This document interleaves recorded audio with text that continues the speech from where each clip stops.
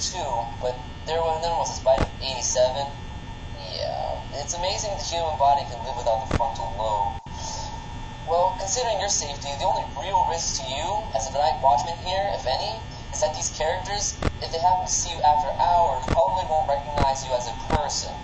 They'll most likely see you as a metal endoskeleton without its costume on. Now, since that's against the rules here at Freddy Fazbear's Pizza, they'll probably try to forcefully stuff you inside of Freddy Fazbear's suit.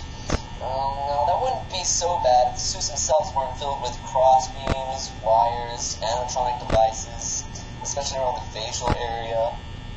So you can imagine having your head forcibly pressed inside one of those would cause a bit of discomfort and death. But the only parts that you see the light of day again would be your eyeballs and teeth that pop out in front of the mask. Yeah, they don't tell you these things when you first sign up. But hey, your first week should be a breeze. I'll chat with you tomorrow. Check the cameras, and remember to close the door only when it's absolutely necessary. You have to conserve power. Alright, good night.